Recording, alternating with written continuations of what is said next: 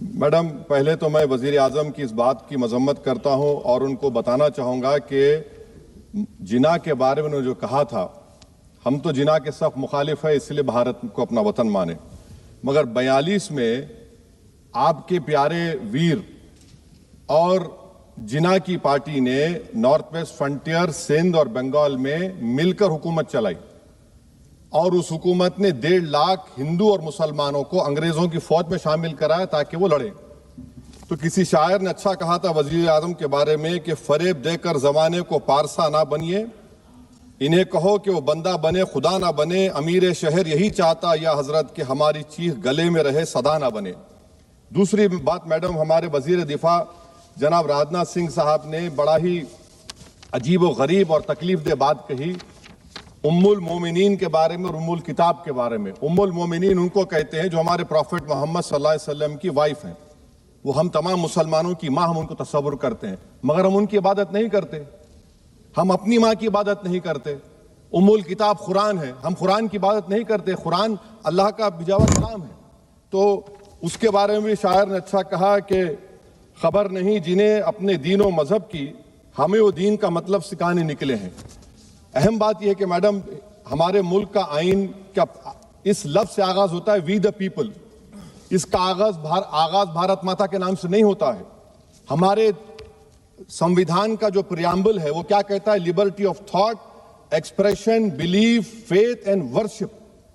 अगर दस्तूर का ये पहला सफा ये बात करता है तो फिर कैसे किसी शहरी को किसी खुदा, देवी, देवता की इबादत करने पर या सजदा करने पर मजबूर किया जा सकता है? आप ही की पार्टी से आज की जो बातें हुई है इसी का बोल रही हैं।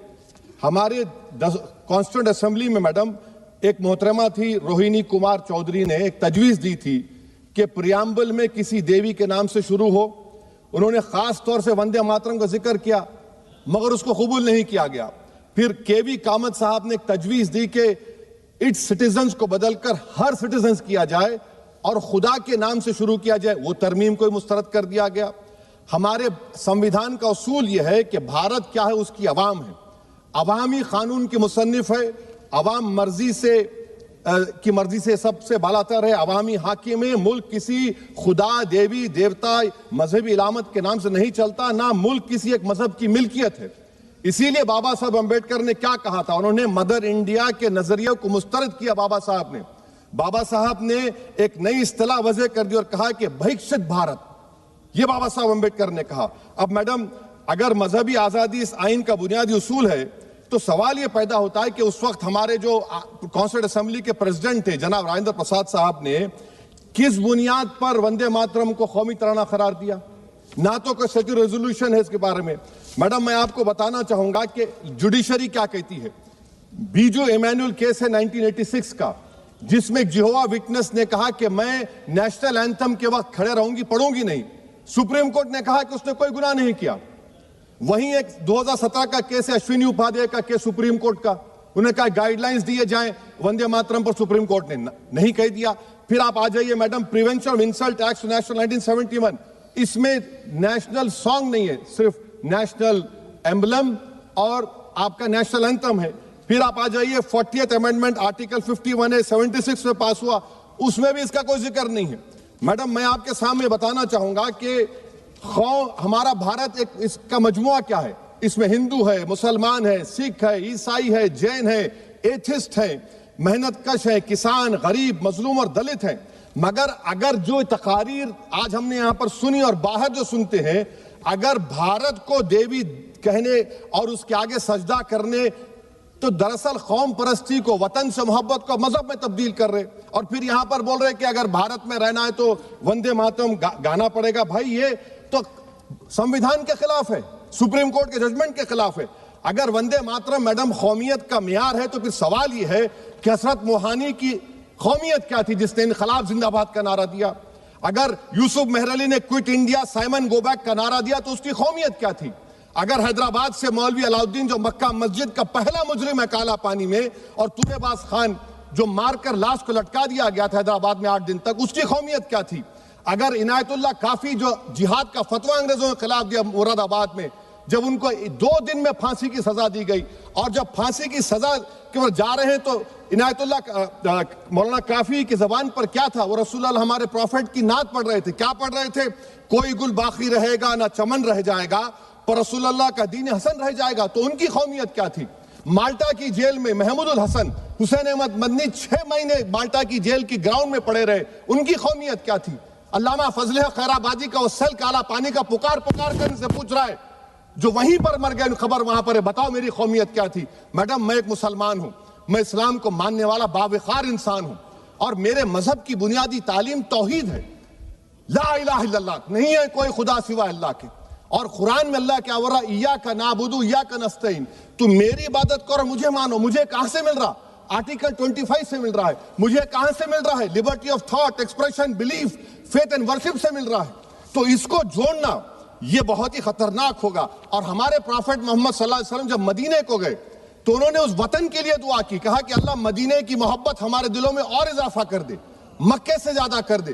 तो ये इस्लाम, मुसलमान होना, हमारे ईमान में मुल्क की मोहब्बत बीच में नहीं आती, और मुल्क से मोहब्बत है और रहेगी हमेशा, क्योंकि ये अजीम कुर्बानियां यहां पर शामिल है जिन्होंने जंग आजादी में हिस्सा नहीं लिया। आज अगर वो वतन की मोहब्बत का दर्ज देंगे तो बड़ा गलत होगा। मैडम, मैं आपके सामने एक चीज पढ़ूंगा। 1937 रविंद्रनाथ टैगोर ने लेटर लिखा सुभाष चंद्र बोस को। मैं सिर्फ, किसी ने नहीं पढ़ा ये। क्या कहा टैगोर साहब ने? But parliament is a place of union for all religious groups and there the song cannot be appropriate. When Bengali Muslims show sign of stubborn fanaticism, we regard it intolerable. When we too copy them and make unreasonable demands, it will be self-defeating. ये मैं इसको ले करूंगा madam, आप देख लीजिए। फिर दूसरी तरफ मैडम आप आ जाइए, मैं यहाँ पर बैठकर, हाँ, जितने तकारीर यहाँ पर हुए सब जनगण मन पर तनकीद किए। तो मैडम मुझे ये कहना पड़ेगा कि जनगण मन पर आप लोग इतनी तकलीफ क्यों उठा रहे हैं? आखिर इतनी तकलीफ क्यों है? तो मैं जब जाकर देखा तो मुझे 28 दिसंबर का ऑर्गेनाइजर मैगजीन का आर्टिकल मिला, जिसमें ऑर्गेनाइजर लिखता है कि what is the moral sanction behind government choice of Janagana Mana, except that it can be made an item of entertainment at the sumptuous parties thrown by government officials. आप बताइए, इसका बोलेंगे आप? और फिर उसके काइंड कैसा करते हैं? It will mean we can not love our motherhood. Madam please, it will mean that Vande Mataram is buried alive with the word Jangan Mana on the tombstone, for the tomb will also be of Jangan Mana of the will of the people. इस पर आप क्या बोलेंगे? Madam, मैं आपको ये बताना चाह रहा हूं कि वतन की मोहब्बत हमारे लिए बहुत अहम है, मगर ये बताइए हमको कि अभी मैडम यहाँ पर आनंद मठ के बारे में बहुत कुछ कहा गया। मैं सिर्फ 2 मिसालें आपको देता हूं। आनंद मठ के पेज नंबर 70 और 80 को पढ़ लीजिए। इसके बाद सनातन जहां मुसलमानों के घर पाते थे, इन्हें आग लगा देते थे। आप पेज नंबर 98 पढ़िए। हमें सिर्फ इन मुसलमानों को जड़ से खत्म करना है क्योंकि खुदा के दुश्मन बन चुके हैं। फिर आप पेज नंबर 115-16 दीजिए। फिर मुख्तलिफ इलाकों में मुसलमानों को सदा देने के लिए भेजे जाते, जहां मुसलमान आबादी नजर आती जला दिया जाता। फिर आप देख लीजिए मैडम, सफे नंबर 120 पेज 120, बंकिम लिखते हैं कि सनातियों को मालूम नहीं था कि अंग्रेज हिंदुस्तान को निजात दिलाने वाले हैं।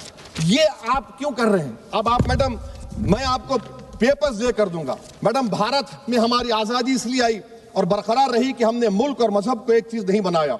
हमने ऐलान किया कि हमारी मुल्क मुख्तलिफ तबकात मज़ाहिब पर मुश्तमिल है। हमारे मुश्तरका तकदीर हमारी कौमियत का सरचश्मा है। यह खास जबान, सखावत या मजहब नहीं है। अगर वंदे मातरम का मतन कौम और मजहब को एक बना देता है, अगर हम इसे टेस्ट बनाते हैं वफादारी का, तो फिर मान लीजिए कि यह गांधी, अंबेडकर, टैगोर, बोस और लाखों आजादी के सिपाहियों की सोच को छोड़कर गोडसे की सोच की हिंदू कौमी परस्ताना, मैडम खत्म कर रहा हूं, कौमी हिंदू कौम परस्ताना को इख्तियार करेंगे। मुझे वतन से बेइंतहा मोहब्बत है मैडम, और इंशाल्लाह हमेशा रहेगी।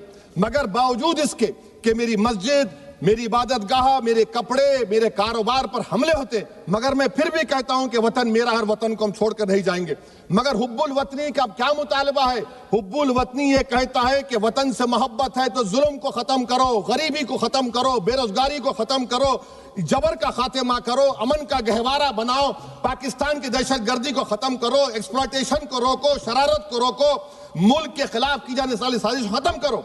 मैडम, भारत एक चमन है जहां पर हर फूल को खिलना चाहिए और अगर कोई इस फूल के अगर पूरे फूल खिलेंगे तो उसकी खुशबू से ये वतन मौतर होगा, मगर अगर इस चमन का माली ये कहेगा कि एक ही फूल खिलेगा, तो मैं जिम्मेदारी के साथ कह रहा हूं, अगर एक ही फूल खिलेगा तो वो सहरा बन जाएगा और माली माली नहीं रहेगा, वो जल्लाद कहलाएगा। तो इसीलिए मैडम हम उम्मीद करते हैं कि हुकूमत इस पर जोर जबर ना करे।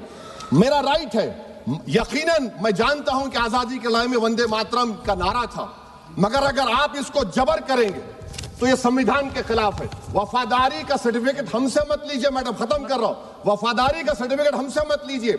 आपके बुजुर्गों के कोई एक किताब में लिख के क्या लिखा है बता दीजिए, कहां पर क्या लिखा हुआ है। तो मैं मैडम मैं इस शेर पर अपनी बात को खत्म कर रहा हूं मैडम, मैं इस शेर पर अपनी बात को खत्म कर रहा हूं मैडम, मैं अपनी बात को खत्म कर देता हूं मैडम, क्योंकि आप बहुत जल्दी में हैं।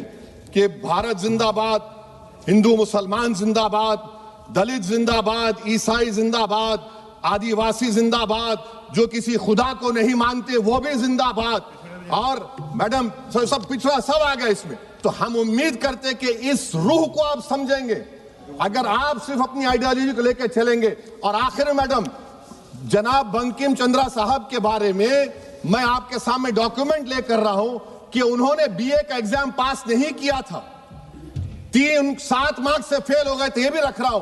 तो आप जिसको लिटरेरी जायंट बता रहे, ये नहीं है। बहुत बहुत